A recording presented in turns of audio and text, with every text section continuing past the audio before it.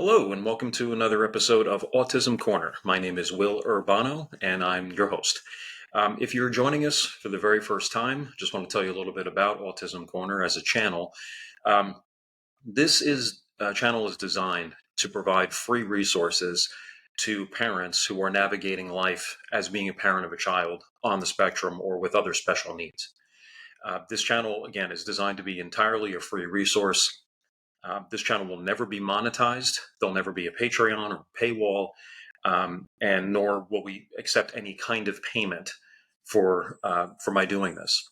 Um, the only thing that I would ask is that if you find what you hear or see on the channel to be helpful, perhaps to a family who does have a child on the spectrum, just ask you to possibly share a link with that family and to subscribe so that you get notifications of new videos and new information that is posted regularly on the channel. So with that, here we go for today's topic.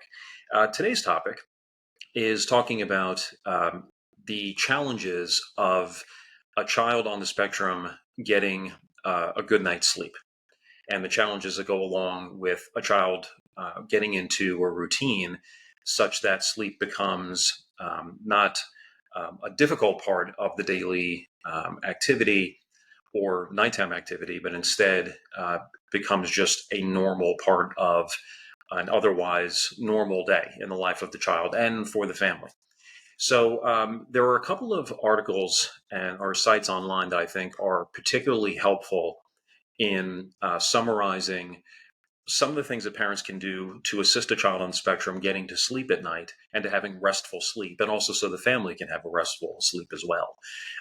The first site that I would invite you to take a look at, it's called livingautism.com, and there is an article on the site which is called Autism and Sleep, 10 Possible Strategies. And so this is an itemized list that is provided by livingautism.com. And it talks about a few very important key techniques and strategies for doing so. The first is to eliminate household noises. Now, to the greatest extent possible, that should be done. According to livingautism.com, children on the spectrum tend to be very susceptible to responding or being agitated by ambient noises, especially when they're overtired, according to the article. Things like TV, music, appliances can sometimes cause that ambient noise, which can feel disruptive to the child on the spectrum. So some things you might want to take into consideration. The second is reducing light exposure in the bedroom. According to the article, again, visual stimuli can disturb your child and make it difficult to fall asleep. So try to keep the bedroom dark, according to this article.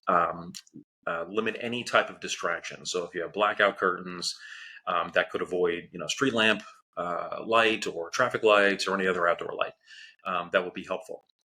The third recommendation is to keep the child's bedroom cool, comfortably cool. According to the article, an optimal bedroom temperature ranges from 65 to 67 degrees. And it says if your child is such that they cannot tolerate bedroom covers, you might want to raise the heat just a little bit, but according to the article, never go above 75 degrees. And in terms of any type of tactile or sensation issues that your child might be experiencing, livingautism.com recommends that you assess the fabrics on the child's pajamas and bedding as well, because things like that can irritate a child or make it difficult to relax and go to sleep. Sometimes a seam or a zipper or a button can be irritating to the child, according to the article here. And a key point here on the fifth item is to establish a bedtime routine.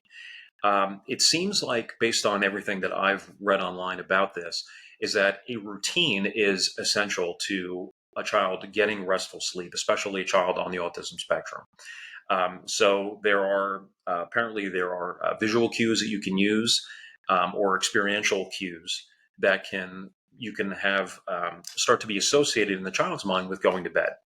So one of those could be putting on pajamas, using the restroom before getting into bed, washing hands, brushing teeth. And one thing that is just a traditional kind of parent-child thing when the child is small and you're trying to help them go to sleep is to read a book together, tell them a bedtime story.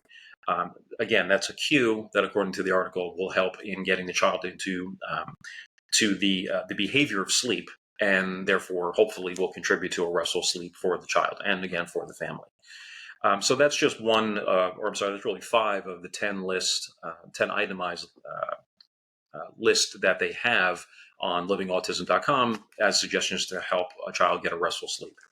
Another resource that I think is very helpful that you might want to take a look at is autismspeaks.org.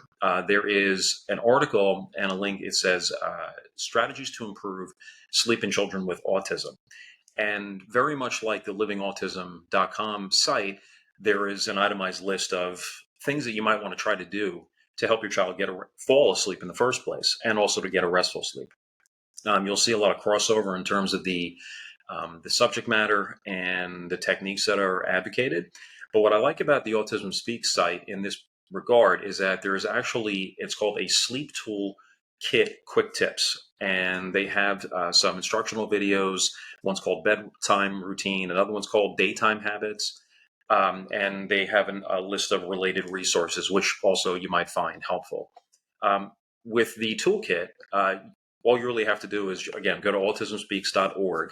And on the toolkit, you just put in your name, your email address. I think it might ask you for your zip code, and then just submit it, and you should receive a copy of that toolkit, which again you might find very helpful. And again, based on what I've read on both the autismspeaks.org website and livingautism.com sites, there seems to be agreement within the field as to some of the techniques and strategies you might be able to use to help your child fall asleep and to get restful sleep.